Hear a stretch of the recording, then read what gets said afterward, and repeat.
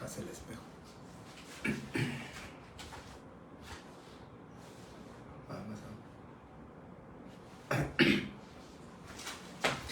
Muy bien, compañeros, buenas noches, gusto de saludarles, bienvenidos a una nueva clase de Derecho Notarial.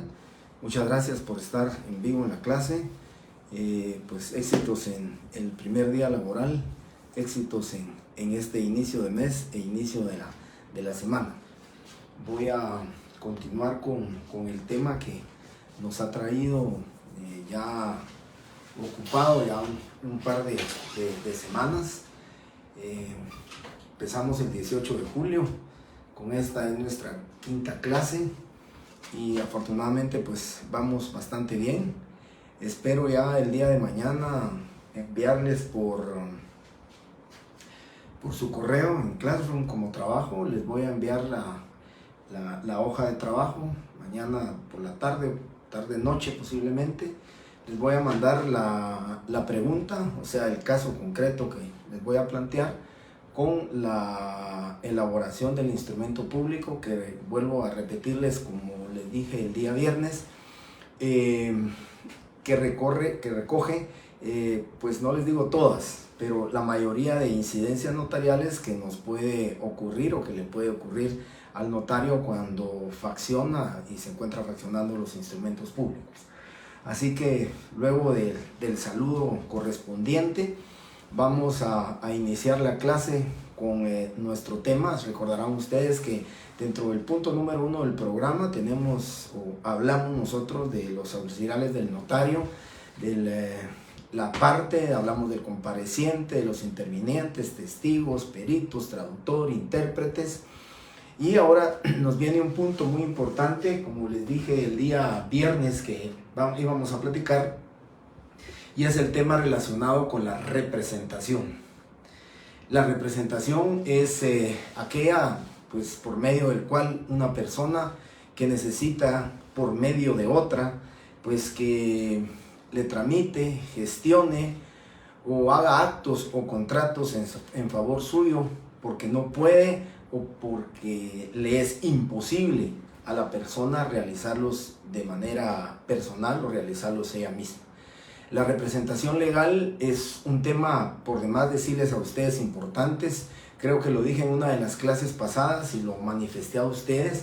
Los profesores de Derecho Notarial 3 y 4 siempre nos han insistido que uno de los puntos más álgidos, uno de los puntos más importantes de los cuales debemos de puntualizar y debemos de recalcarles a ustedes es la forma de acreditar la representación legal. Recuérdense que yo les decía a ustedes en el tema de una escritura pública, cuando comparece el vendedor, cuando comparece el comprador y no tenemos ninguna incidencia en el mismo, no tenemos que utilizar testigos instrumentales, no tenemos que utilizar testigos de conocimiento, no usamos testigos a ruego ni rogados de asistencia, no usamos traductor jurado. Es un instrumento público que no nos va a plantear ningún problema con respecto a la documentación o a la forma de documentar el instrumento público. Pero como partimos desde nuestro primer día de clases, partimos de este aspecto tan importante como es el cumplimiento de las formalidades, no solo dentro del protocolo, las formalidades que el notario tiene que cumplir contenidas en el artículo 13 del Código Notariado, y luego los requisitos, formalidades generales, las esenciales, las no esenciales y las especiales. Esos 4 tipos de requisitos son los que debemos de cumplir nosotros los notarios, debemos de faccionar nosotros los notarios en el momento de documentar el instrumento público.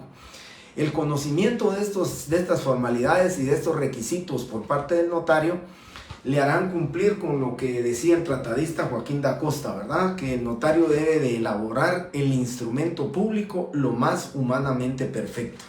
Y eso significa el cumplimiento de todas las formalidades, el cumplimiento de todos los requisitos que establece la ley.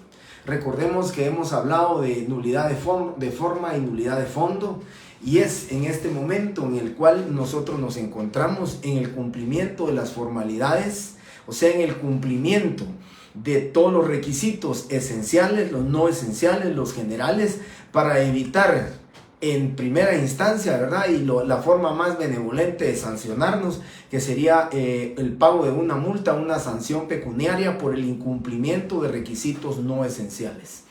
Pero luego se traduce el incumplimiento de requisitos esenciales en el instrumento público, es una sanción de impugnación del instrumento público por nulidad de forma. Y eso es lo que el notario tiene que evitar, eso es lo que el notario tiene que cumplir. Y entonces, partamos con el tema de la representación legal, con el requisito general contenido en el artículo 29 del Código Notariado, que lo hemos platicado y que ya lo hemos dicho.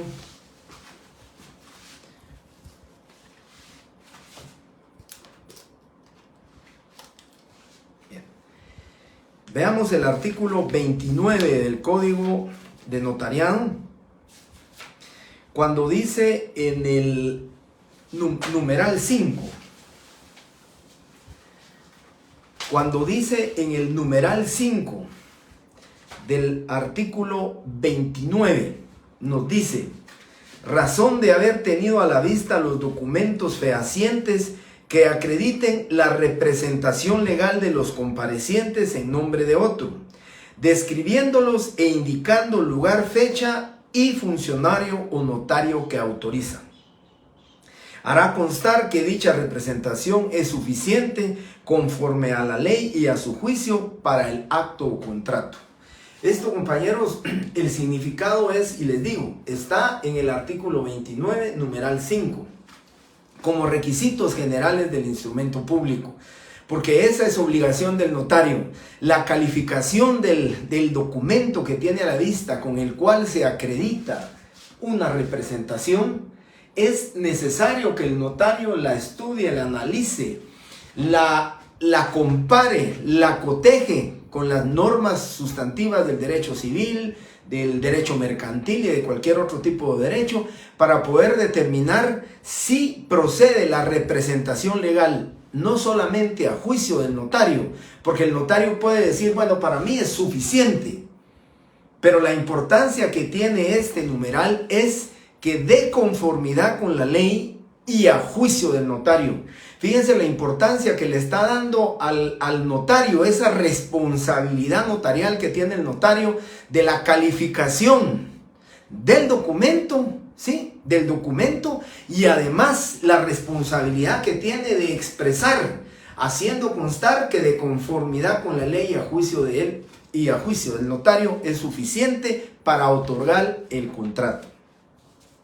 Pero luego vean que lo decía como requisito general, pero luego nos vamos al artículo 31 y ahí se repite este numeral 5, solo que en este caso en el numeral 3 dice: razón de haber tenido a la vista los documentos que acreditan la representación legal suficiente de quien comparezca en nombre de otro.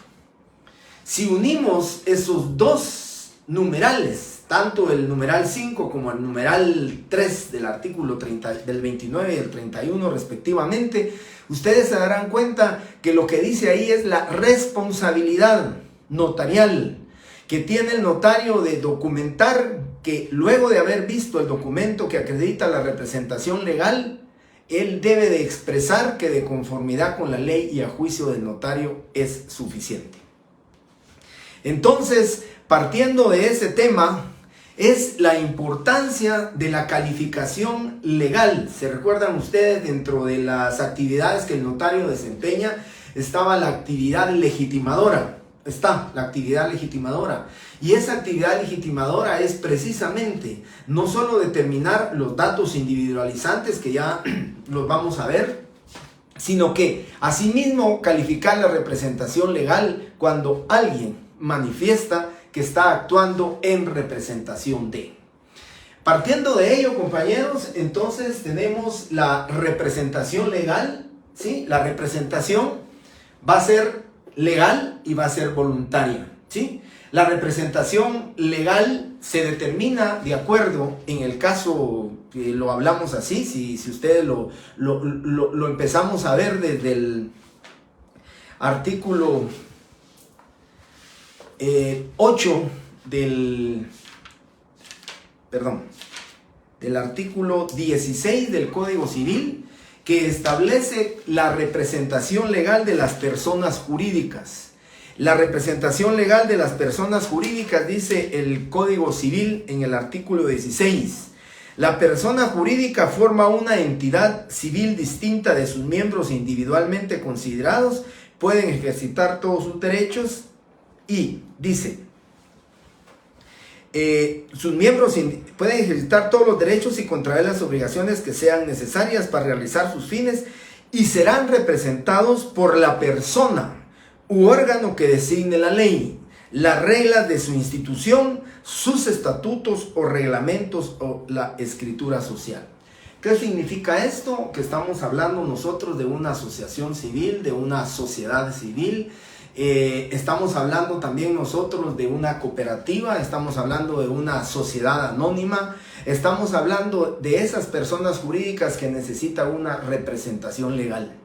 Recuerden ustedes también que las asociaciones de vecinos, todo el conjunto, agrupación de vecinos ahora se denomina y se determina por los COCODES, por los CODEDES, y son inscritos y representados por su presidente o por quien así designe su instrumento o su documento de constitución del mismo, y ahí es donde se determina, de acuerdo al artículo 16, que toda persona jurídica, ¿sí?, va a tener una representación legal. Y aquí estamos hablando de esa persona jurídica, entonces estamos hablando de la representación legal de la persona jurídica. ¿Cómo vamos a representar legalmente a una persona jurídica? El documento, el instrumento, ya lo voy a explicar. Vamos a hablar de nombramientos, que es a través de actas notariales, y el mandato, que es otro documento también idóneo. Otro documento es un instrumento público, es un contrato que se encuentra contenido en escritura pública. Vamos a ver esos llamémosles formalidades que debe de contener un mandato. Entonces, cuando hablamos de la representación legal, estoy hablando de la representación legal ya de la persona jurídica. Y luego recuérdense de algo muy importante. Cuando nosotros hablamos de la representación legal, también vamos a hablar y tenemos obligatoriamente que hablar de este tema del ausente también, ¿verdad? El ausente también tiene una representación legal. Por supuesto que el representante legal del ausente va a tener sus limitaciones para el otorgamiento de determinados actos o contratos, pero esa es una representación legal. Y el artículo 44 del Código Civil dice: la declaratoria anterior, o sea, la persona ausente, tendrá como único objeto nombrar defensor judicial al ausente para los casos en que deba responder a una demanda o hacer valer algún derecho en un juicio. Si el ausente hubiera dejado apoderado sin facultades suficientes para la defensa en juicio, el cargo de defensor judicial recaerá de preferencia en esto. ¿Qué significa? Que vamos a nombrarle un representante legal, un defensor judicial al ausente.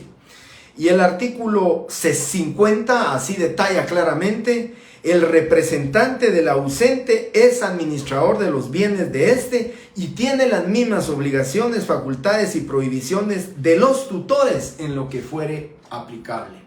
Aquí estamos hablando entonces de otro tipo de representación legal. El tipo de representación legal que por supuesto puede hacer que el administrador o el representante, que es un administrador de los bienes del ausente, puede otorgar un instrumento público ante notario, puede otorgar un instrumento público, un contrato que contiene un contrato de arrendamiento con el objeto de la protección, el cuidado y guarda y custodia de los bienes del ausente.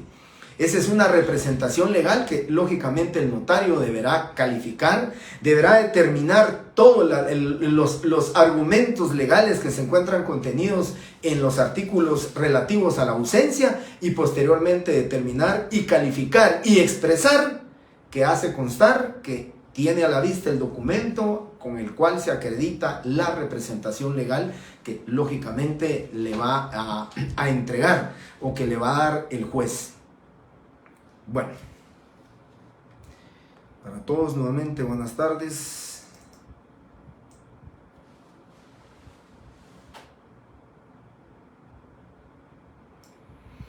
Y sí, Palacio Noemí ya contestó.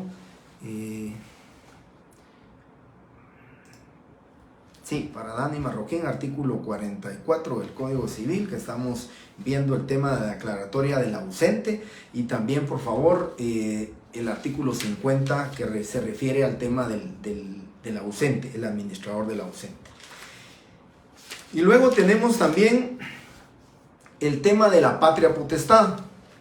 En el tema de la patria potestad establece lo siguiente: 252 del Código Civil.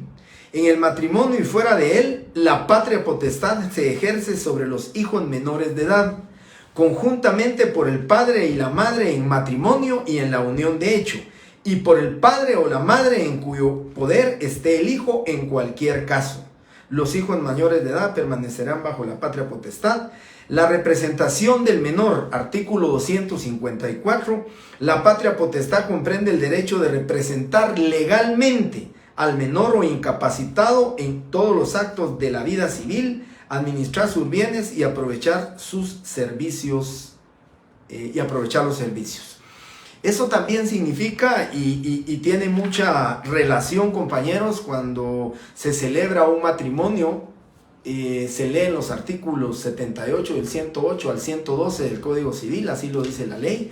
Y cuando hablamos del matrimonio y decimos quién tiene la representación legal dentro del matrimonio, artículo 109, la representación conyugal le corresponde en igual forma a los cónyuges. Eso significa, compañeros, y lo dice el tema de la patria potestad, que ustedes como notarios deben de calificar quién está ejerciendo la patria potestad.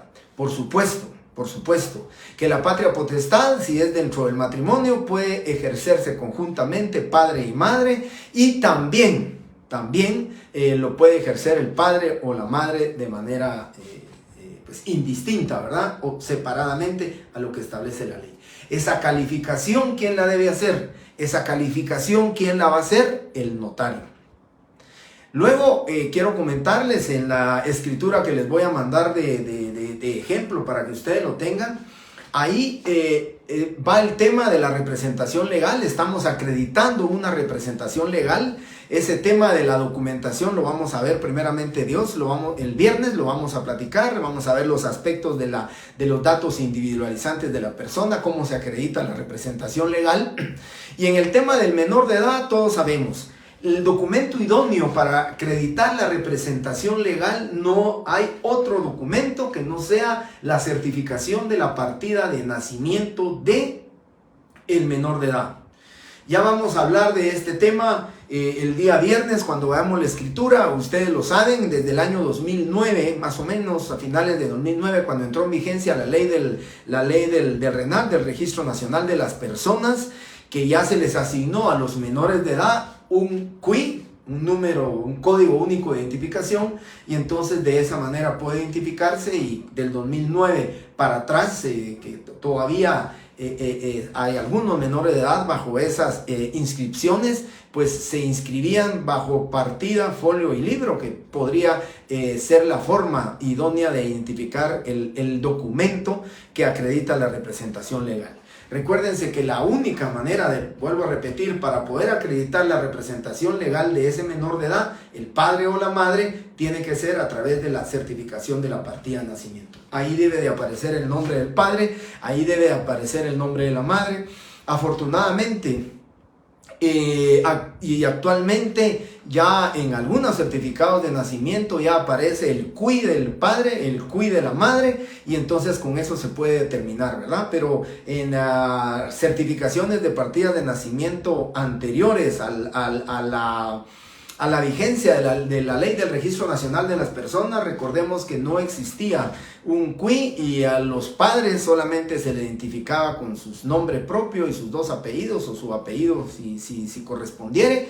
Entonces, vuelvo a repetir, en el tema del ejercicio de la patria potestad es primero la calificación de ese documento que sea idóneo, ¿verdad?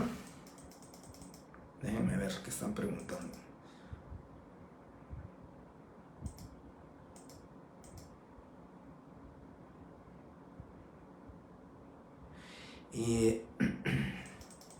Bien, a Erika Aguilar le contesto, ¿verdad?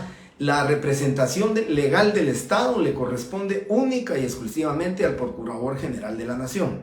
Entonces, quien representa al Estado es el Procurador General de la Nación.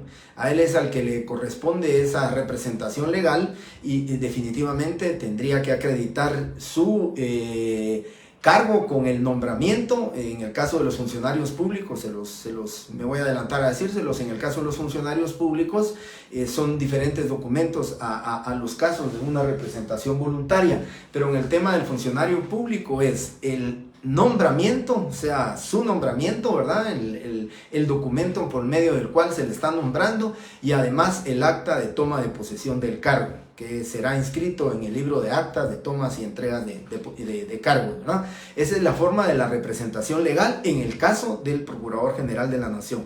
Esa es una representación legal. Yo quisiera a Eric, para no quiero confundirles, pero lo que necesito es explicarles. Estamos hablando aquí del tema de la representación. Decimos que la representación puede ser legal y voluntaria, ¿sí?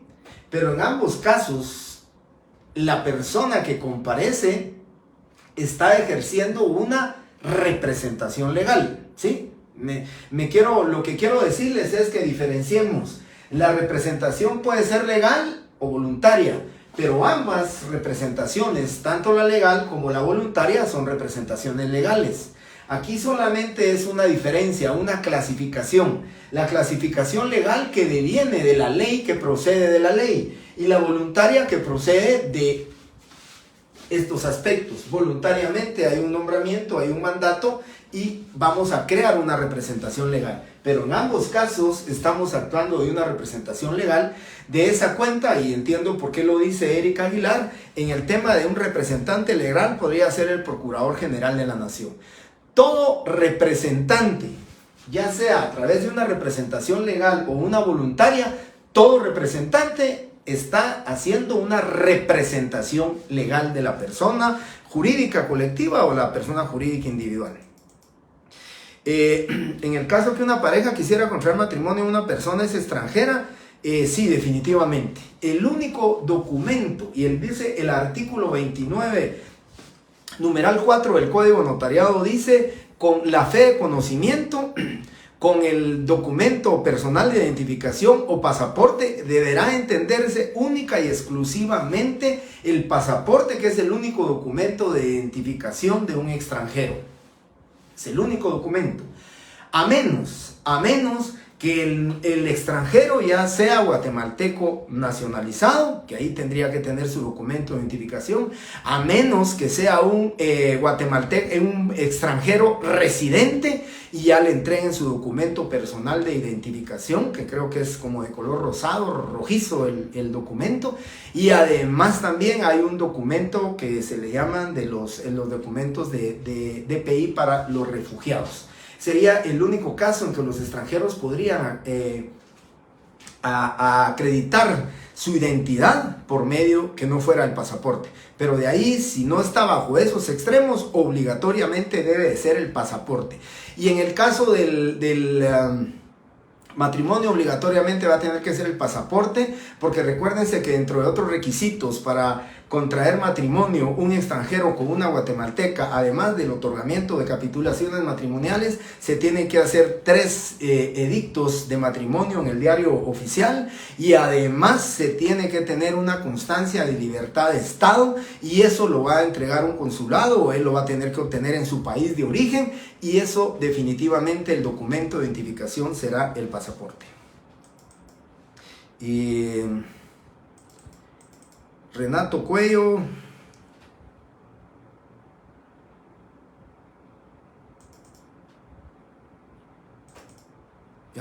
Para Renato, vuelvo a repetir, para que no se cause confusión, porque Eric pues correctamente me dijo lo del procurador, pero la representación es una forma, ¿sí?, por la cual y por medio de una persona le solicita, le pide a otra que lo represente. Pero esa representación, su clasificación puede ser representación legal porque proviene, se genera de lo que establece la ley. Y voluntaria porque se genera de la persona, ya sea persona jurídica o colectiva, que de manera voluntaria va a otorgar un mandato para que lo represente, o de manera voluntaria va a otorgar un nombramiento a una persona para que también lo represente. Ese es el tema de la diferencia, ¿verdad? Pero en ambos casos, tanto esta representación legal, lo que está haciendo la persona es acreditando la representación legal. Y en la voluntaria está acreditando la representación legal. Para Renato, yo lo que le quiero explicar, sé hacia dónde va. Dice, también se menciona como administrador único. Eso está en este caso de los nombramientos.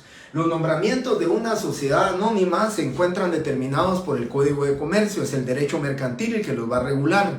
Y el derecho mercantil establece que puede haber gerentes generales, que puede ser presidido también por el presidente del Consejo de Administración o por uno o varios administradores. Puede ser un administrador único, puede ser uno o varios administradores que van a representar legalmente a una sociedad. Pero para ello ya se está determinado en el Código de Comercio. Voy a ver si me da tiempo hoy, le editaré un par de artículos que es necesario que ustedes conozcan también, porque recuérdense que también dentro del Código de Comercio tenemos ejecutores especiales, tenemos los mandatos de la representación legal de sociedades extranjeras. Entonces todo ese tema va involucrado, todo ese tema va en conjunto con respecto a lo que es la representación. Ya explicaré yo cuál es la diferencia entre un administrador único, entre un gerente general, pero eso lo determinará de acuerdo. Hace un ratito leí el artículo 16 del Código Civil y dice, cuyo órgano designe la ley, las reglas de su institución, sus estatutos o reglamentos o la escritura social. ¿Qué está diciendo el artículo 16? Que la representación legal va a proceder por lo que designe la ley. Las reglas de su institución, una asociación civil, sus estatutos o reglamentos, una cooperativa, ¿sí?, o una asociación de vecinos, o la escritura social en el caso de que vamos a hablar de nombramientos, pero ya estará determinado en respuesta a lo que me había preguntado el compañero Cuellar. En respuesta va a estar determinado a lo que la escritura diga. Van a ser varios administradores, puede ser un gerente general o puede ser un secretario del consejo un presidente del consejo de administración. Andrés Pernía, ¿cómo se hace para acreditar la representación de un menor que no ha sido inscrito en el RENAP? Andrés, aquí la respuesta es que no puede acreditarse una representación legal de un menor que no esté inscrito en el RENAP. Aquí obligatoriamente para que puedan, esto es considerado como una muerte civil. Este niño que no ha sido inscrito está muerto civilmente porque no tiene forma de acreditar no tiene forma de acreditar quiénes son sus padres y por consiguiente los padres no podrían ejercer la patria potestad ni acreditar la representación legal. Aquí lo que tienen que hacer definitivamente es inscribir al menor de edad. ¿Y cómo lo van a inscribir? Pues lo van a inscribir a través de un proceso de inscripción extemporánea de partida de nacimiento. Tiene que hacerse ese trámite, ya sea en la vía notarial o en la vía judicial. Se hace el trámite de la inscripción extemporánea y lleguemos al extremo más grande de lo que decía Andrés. Al extremo más grande. ¿Cómo se hace para esa representación legal? Pues recuérdense ustedes que en todo caso tendría que ser que la Procuraduría General de la Nación lo declarara, porque la Procuraduría, dentro de sus finalidades y de sus atribuciones de la Procuraduría, es precisamente velar por los derechos de los menores de edad. Entonces, lo que tendrían que hacer con este menor de edad es declarado si no mal recuerdo, declarado en estado de de abandono, se declara en estado de abandono y ya sería la Procuraduría General de la Nación, que en todo caso tendría que inscribirlo en el Registro Nacional de las Personas como hijo de padres desconocidos, para que posteriormente venga la Comisión Nacional de Adopciones y pueda hacer el trámite para que alguien lo pudiera adoptar. Pero ese es el único tema de... O sea que la representante...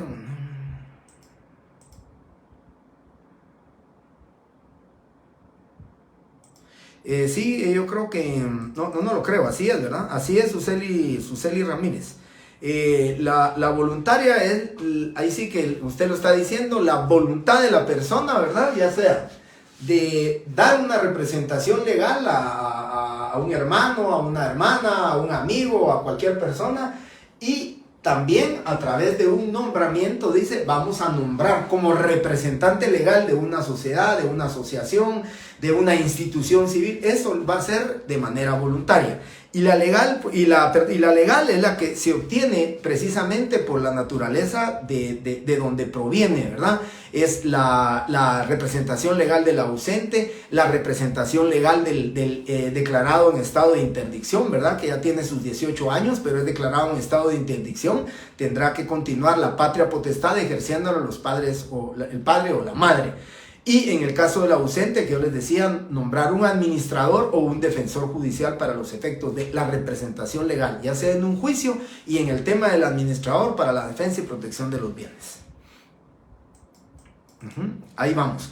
Bien, entonces en el tema de la legal, quedamos, la patria potestad la van a ejercer los padres.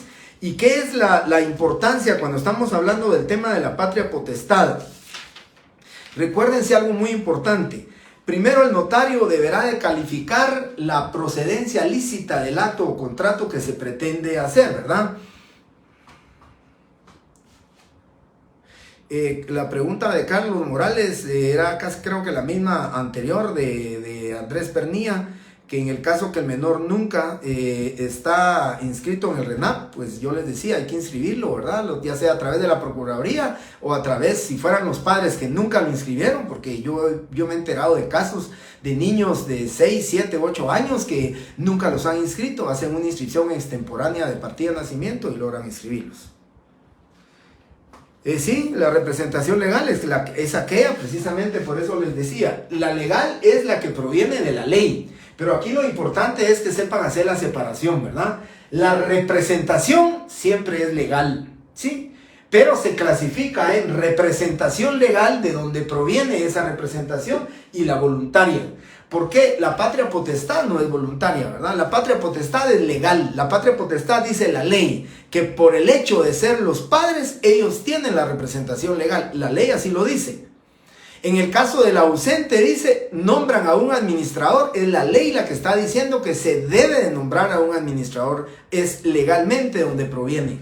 Y así es como se va a determinar. En el caso del artículo 16 del Código Civil, que dice quiénes van a ser o quiénes ejercen la representación legal de las personas jurídicas, ahí lo dice, la escritura constitutiva, sus reglamentos, sus estatutos o lo que establezca cada una de las instituciones que están compareciendo.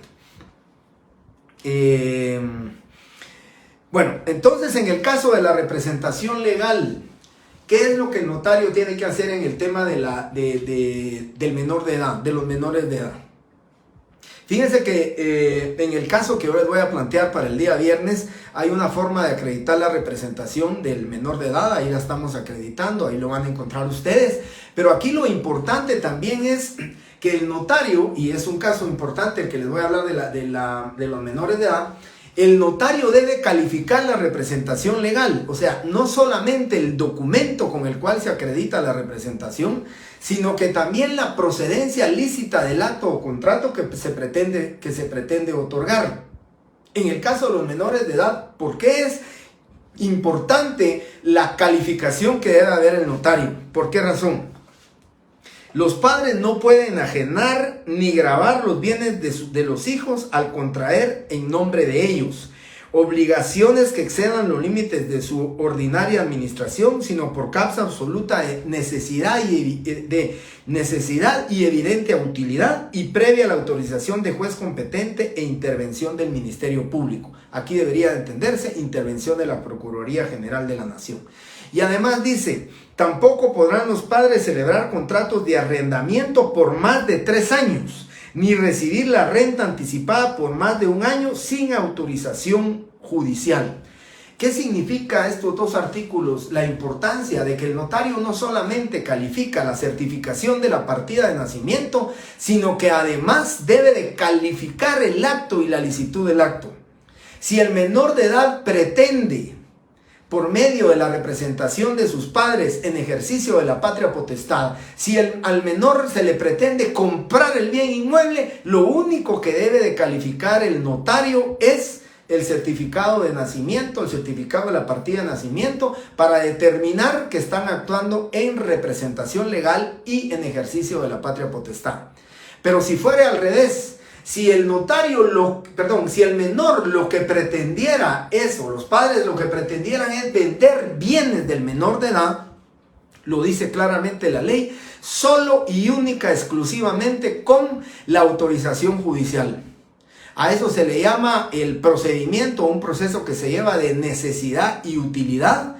Debe de dictarse un auto dentro de las diligencias voluntarias de necesidad y utilidad. Debe de dictarse un auto en el cual el juez, previa consulta y previa audiencia que se le da a la Procuraduría General de la Nación, establezca y determine que los bienes que se van a vender es de extrema necesidad y utilidad, y siempre y cuando le demuestren al juzgador que esos bienes no es ni para medicinas, ni para ropa, ni para vivienda, ni para educación del menor de edad, por cuanto que eso es un tema de obligación de prestar alimento de los padres a sus hijos menores de edad. Por eso el notario debe de calificar, debe de estar consciente de que ese documento que se le está presentando, pues lógicamente luego de haber llevado las diligencias voluntarias, el notario puede fraccionar el instrumento. De lo contrario, tendría que abstenerse, y ahí es donde el notario tendrá que decir, si tuvo a la vista esos documentos, el notario tendrá que decir que de conformidad con la ley y a juicio del notario es suficiente para el otorgamiento del presente contrato. Si no, recuérdense, las responsabilidades también son civiles, también pueden ser penales, administrativas o disciplinarias para el notario, si no cumple con la calificación correspondiente en cada uno de los documentos que acrediten una representación legal. ¿Sí? Bueno.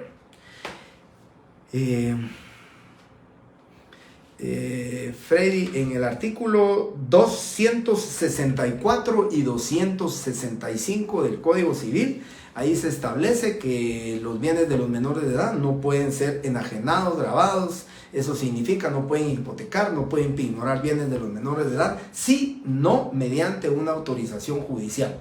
Y también dice lo del arrendamiento, no puede darse por más de 3 años ni recibir la renta anticipada por más de 1 año. Esa es la calificación que tiene que hacer el notario. Si fuera entonces un contrato de arrendamiento el que se va a hacer, el notario tendría que decirles, por más de 3 años no se puede ejercer la patria potestad, no tiene usted una legítima representación legal para poderlo hacer, y definitivamente el notario tendría que negarse a hacerlo porque él es el que va a calificar la representación. Bien, y luego entonces de estas, si ustedes se dan cuenta de este tipo de representación legal, ya les dije la ausente, y luego nos queda otra institución también, como es el tema de los tutores, ¿verdad? El tema del tutor, recordemos, hay un tutor testamentario, hay un tutor legítimo y hay un tutor judicial. El testamentario pues será el testador el que determine la forma, y el tutor va a tener la representación legal. La legítima lo establece a quienes le corresponde, primero a los abuelos paternos a falta de los padres, después a los abuelos maternos, y después, así en la línea que establece el tema del parentesco, a quienes les va a corresponder la patria potestad, ¿verdad? Y la tutoría, que es el tutor, les dije, el testamentario, el tutor legítimo y el tutor judicial. Tutor judicial va a ser aquella tutoría que se le va a entregar a una persona cuando hay discusión, cuando no se puede determinar o hay un pleito, pues será el juez el que determine a quién le corresponde el tutor. En el tema de la testamentaria, pues no tenemos ningún problema, es el testador el que está determinando a quién le corresponde la tutoría. Y en el tema de la legítima, ahí lo dice, ¿verdad? Abuelos paternos, abuelos maternos y después en la línea lo que establece el... Bien, entonces tenemos ese tema, ¿sí? No entendí lo que me dijo Oscar, y voluntaria. No sé si se refiere tal vez a la verdad no sé, para Hugo Oscar dice y voluntaria. Pues la ley establece con respecto a la tutela, estamos en el artículo 293, y la tutela puede ser testamentaria, legítima y judicial, artículo 296. La tutela legítima de los menores corresponde en el orden siguiente: al abuelo paterno, al abuelo materno, a la abuela paterna, a la abuela materna y a los hermanos sin distinción de sexo, siendo preferidos los que procedan de ambas líneas, y entre estos el de mayor de edad y capacidad. Ese es el tema de las clases de tutores que existe o que establece, y cómo se va a acreditar la representación legal. El documento idóneo va a ser en el tema del testamento.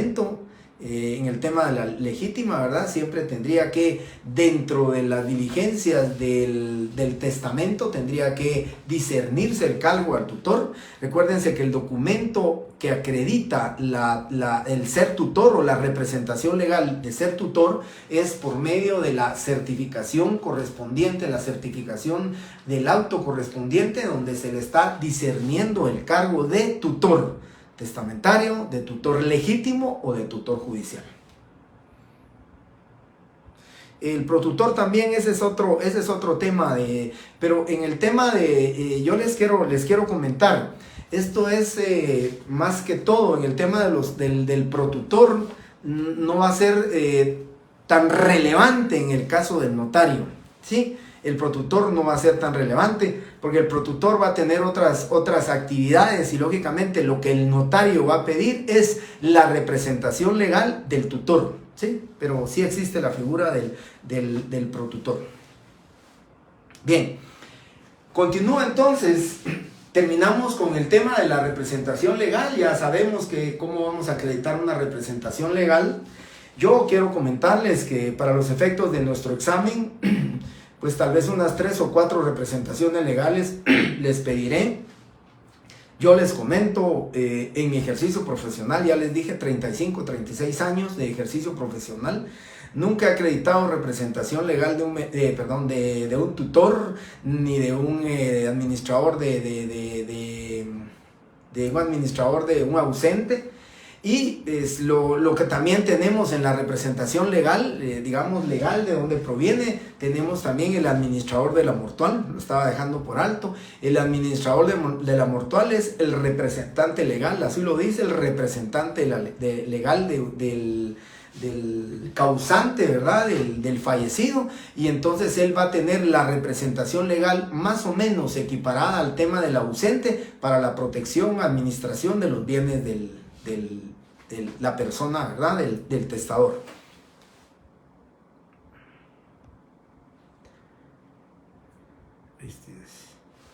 Voy a ver el 268.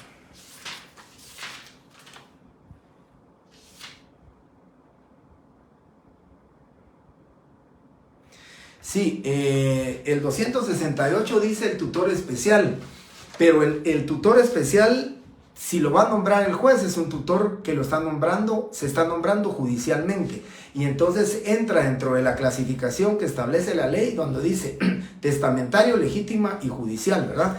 Aquí está diciendo que va a ser un tutor especial nombrado cuando haya conflicto entre ellos, pero lógicamente es del mismo tema que se relaciona con lo que es la tutoría. Bien, y ahora tenemos la voluntaria. La voluntaria es aquella por medio de la cual una persona, ya no lo dice la ley, claro que el mandato, claro que los nombramientos y las actas notariales se encuentran reguladas por la ley, ¿verdad? Entonces ahí definitivamente hay un fundamento legal de los mandatos y de los nombramientos, ¿sí? Y encontramos la representación legal voluntaria. También recuérdense ustedes que el Código Civil también determina, establece y dice la carta poder. ¿Cuál es la carta poder? O las cartas poderes, que también se puede ser utilizado para los efectos de la representación legal. De todas maneras, la carta poder también es voluntaria. Entonces tenemos aquí el tema de los mandatos. El mandato, de acuerdo a lo que establece la ley o lo que dice la ley, está relacionado en el tema del mandato 1686 y establece que el mandato puede ser general y especial. Y en la ley del organismo judicial se determina y se establece cuál es el mandato judicial. Esos mandatos o ese mandato es por medio del cual el sujeto, el elemento personal del contrato, se le denomina mandante a quien está otorgando el mandato y mandatario a quien va a ser el representante legal a través del mandatario. Entonces, aquí estamos hablando de los mandatos. Los mandatos pueden ser generales, pueden ser especiales y pueden ser judiciales. ¿Y cuál es y esto quiero que quede claro para los efectos del examen, compañeros, que lo vean ustedes en el examen? ¿Cuál es el documento idóneo para acreditar la representación legal de un mandatario?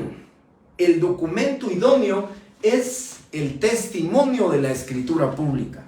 El artículo 1686 regula lo relativo a los mandatos. Dice, por el mandato una persona encomienda a otra la realización de uno o más actos o negocios. Y aquí dice, el mandato debe constar en escritura pública como requisito esencial para su existencia y puede ser aceptado expresa o tácitamente. Aquí lo importante, compañeros, es el manifestarles a ustedes que el documento idóneo para acreditar la representación legal de un mandatario, ¿sí?, es el testimonio de la escritura. Cuando se dicen los contratos son solemnes, cuando obligatoriamente deben de celebrarse en escritura pública. Por consiguiente, el mandato es un contrato solemne. Para que pueda, o sea, como requisito para su validez, debe de constar en escritura pública. Y como yo les decía y les refería a ustedes anteriormente, y se los dije, en el tema de la escritura pública, nosotros los notarios nos quedamos con el documento, con el protocolo, con el original. ¿Qué es lo que le entregamos como comprobante a nuestro cliente de esa escritura que él otorgó? Le entregamos el testimonio de la escritura pública.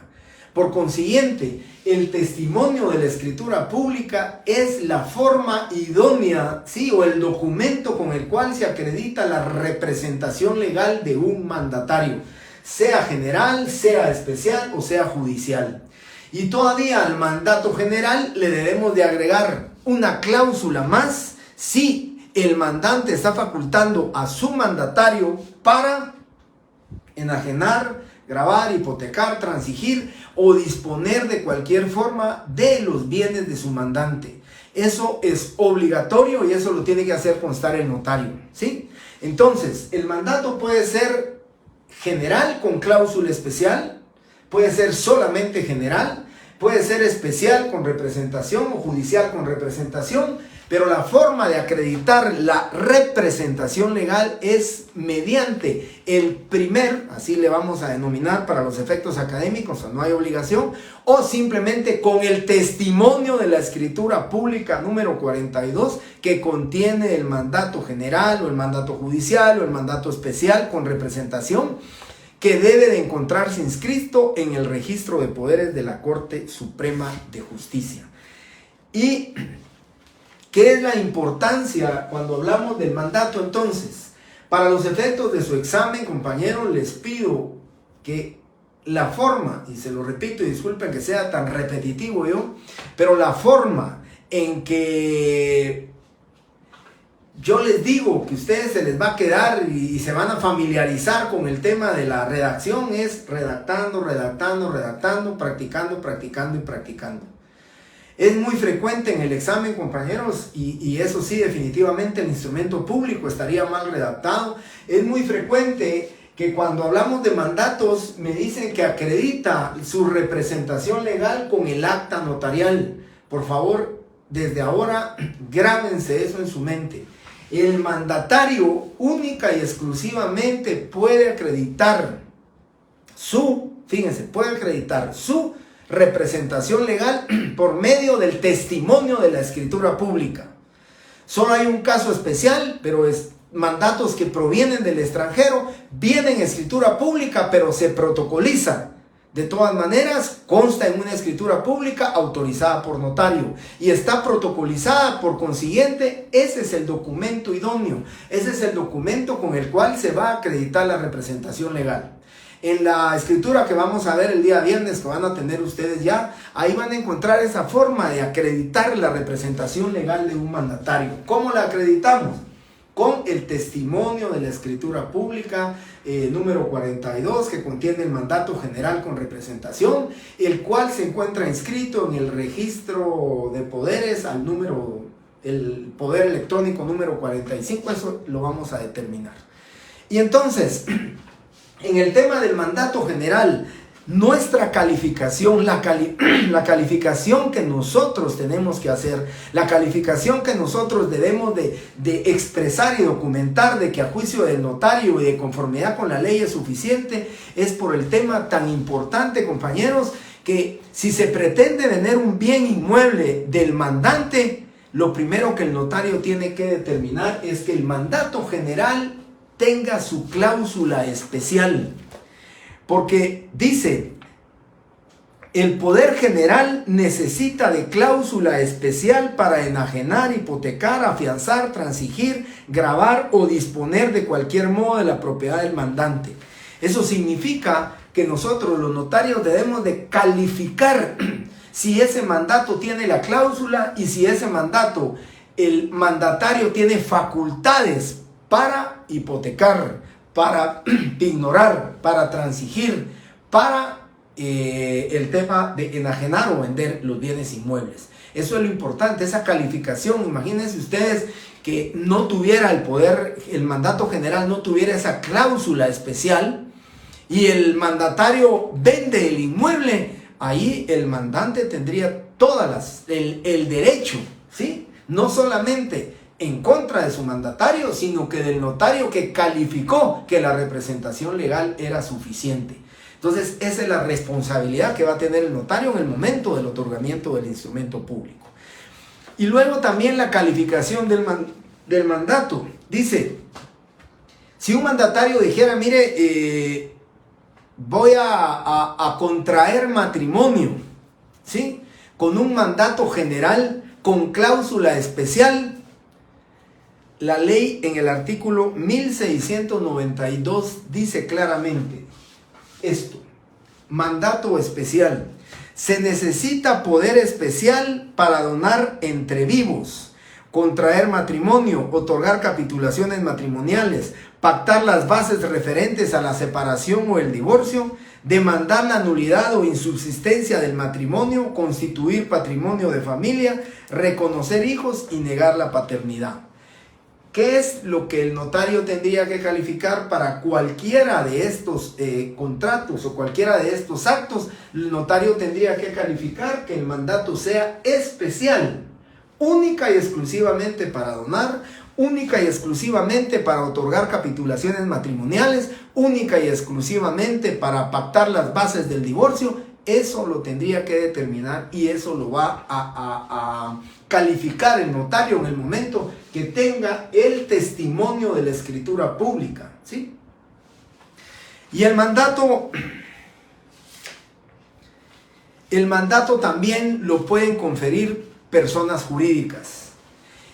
La sociedad anónima, transacciones modernas, sociedad anónima, desea otorgarle un mandato a una persona individual, a una persona jurídica individual, y establece: por las personas jurídicas confieren poder las personas individuales que las representen, debiendo limitarse el mandato a los negocios que son objeto de la sociedad.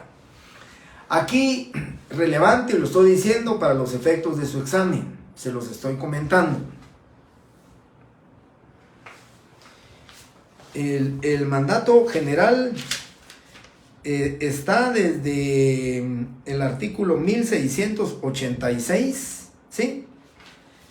Que diga mandato general, no lo dice, solamente dice el poder general necesita cláusula especial.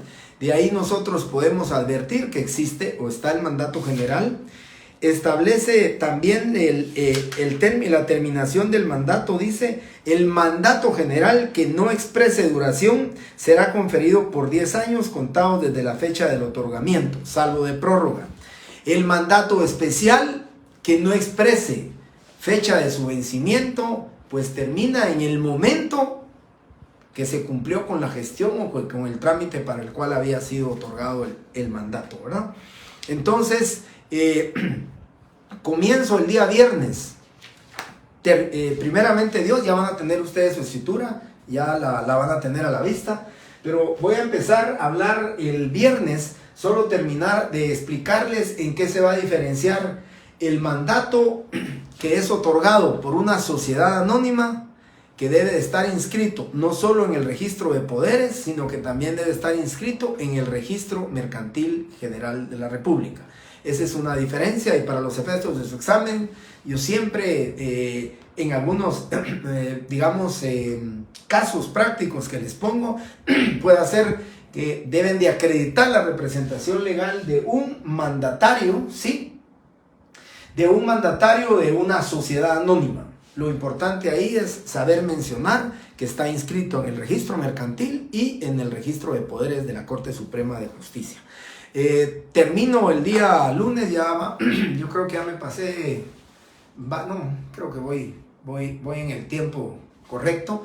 Entonces termino el viernes de hablarle de estos dos temas de la representación legal, de forma de acreditar la calidad con que se actúa. Por ejemplo, un juez, ¿verdad? Que un juez no ejerce representación legal, un juez solamente acredita su representación legal, y los funcionarios públicos, que ya les había dicho cómo se acredita la representación legal.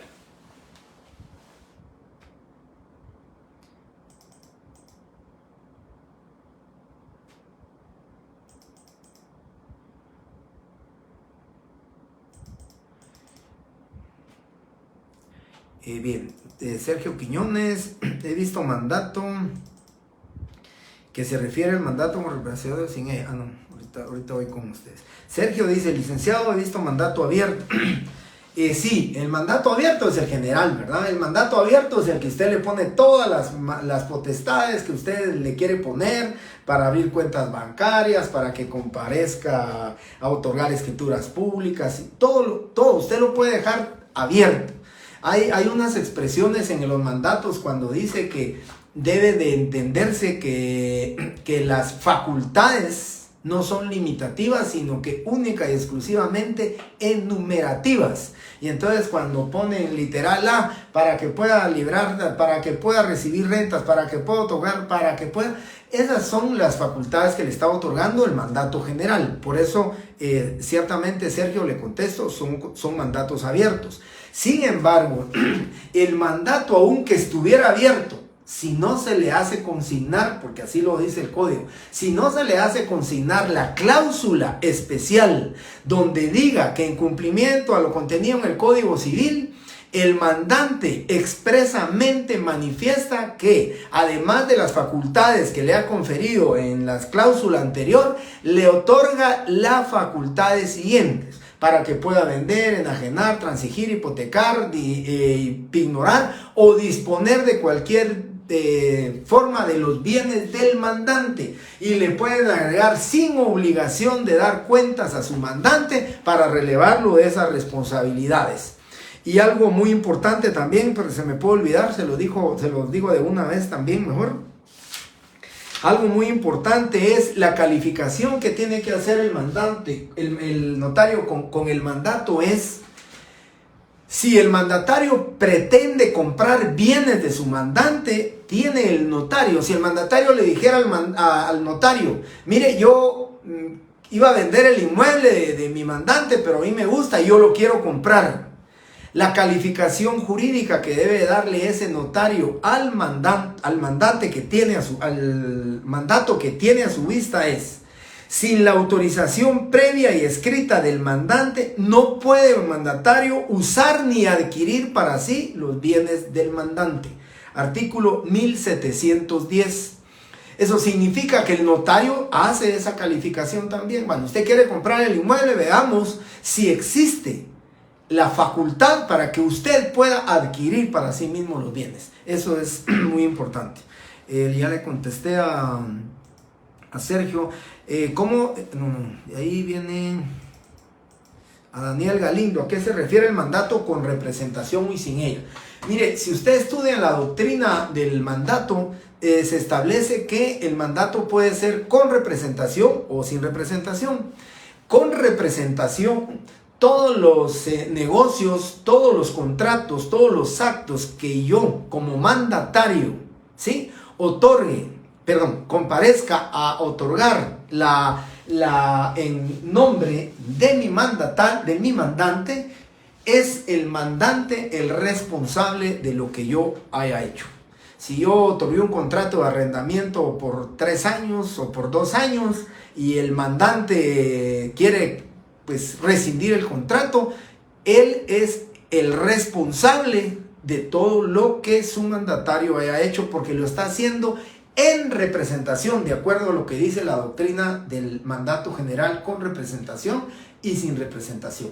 Y en el mandato sin representación significa que yo tengo un mandato de mi mandante, pero yo en mi calidad de mandatario, todo lo que yo haga, todo lo que yo ejerza con facultades que me han sido conferidas, única y exclusivamente el responsable soy yo como mandatario. A mi mandante no tiene ninguna responsabilidad ni obligación. Por eso yo recuerdo una de las tesis que hace mucho tiempo asesoré dentro del estudio del estudio de campo que hizo el estudiante. Pues él fue al Archivo General de Protocolos y fue a buscar estadísticas sobre cuántos mandatos generales o especiales sin representación se han presentado, y la verdad es que no sé, yo creo que esos mandatos ya no se otorgan, pero creo que según él me dijo, tal vez en esa época que lo vio, unos 3 o 4 mandatos en los últimos tal vez 10 años, porque nadie va a aceptar una representación legal de que solo y exclusivamente el mandatario es el responsable, dejando sin facultad, sin responsabilidad a su mandante. Esa es la única diferencia que hay, y por eso yo me atrevo a decirles, jamás he hecho un mandato sin representación, y con mis colegas lo hemos platicado a veces y siempre en clase lo decimos. No sé por qué se creó esa figura de un mandato general sin representación. Y Daniel López, ¿cómo saber la terminación de un mandato general, especial o judicial si no hay fecha escrita en escritura pública? Yo ya les había comentado que la terminación, el mandato general que no exprese duración se considere conferido por 10 años contados desde la fecha del otorgamiento. Si el mandato no dice cuántos años se otorgó o por qué plazo, el general, 10 años máximo, y ahí se termina. Y el mandato judicial no dice, compañeros, la verdad, no dice. Si ustedes buscan la ley del organismo judicial, no lo dice, no dice el mandato judicial. El mandato judicial, pues para mí debería entenderse que es indefinido. Sin embargo, quiero aclarar algo. Muchos o algunos jueces de instancia civil son del criterio y aplican este artículo, no sé por qué, pero aplican que el mandato judicial también, si no expresa plazo para su vencimiento, se otorga o se confiere por 10 años. Y el mandato especial, Daniel, sí es muy fácil de decirle a usted. Si no se expresa plazo dentro del mandato especial, el mandato especial podría decir que lo otorgo por 5 años para que venda mi inmueble, para que venda mi casa. Transcurridos los 5 años, no vendió mi casa, se acabó el mandato, terminó su plazo. Pero el mandato especial si es para vender mi casa, que es especialmente para eso, o para donar entre vivos, o para celebrar un matrimonio, si el mandato especial no expresa plazo para su vencimiento, el mandato finaliza, concluye cuando se haya cumplido con el acto a celebrarse. Si hubiera sido para celebrar matrimonio, el momento que se celebró el matrimonio, ese mandato a partir de mañana ya no nos sirve. Porque el mandato debe expresar con la persona con quien va a contraer matrimonio. Si el mandato fuera para vender mi casa entonces, y hoy se lo otorgo, mañana él encuentra un vendedor, un comprador, vende el inmueble con ese mandato, ya no existe más ese mandato porque se cumplió para lo cual, o la gestión para la cual se le había otorgado el mandato. Así que esa es la diferencia. Les agradezco, compañeros, mucho su tiempo, siempre con la disculpa que me atrasé un poquito, pero primeramente Dios, con todo esto que platicamos ya el día viernes con la entrega de la escritura que ustedes van a tener a la vista, vamos a poder ir platicando sobre más temas y estoy completamente seguro, así como hoy me estuvieron haciendo preguntas, estuvieron compartiendo conmigo estos temas, les agradezco su participación, les agradezco que ustedes estén presentes en vivo, muchísimas gracias, como siempre bendiciones, nos miramos el día lunes.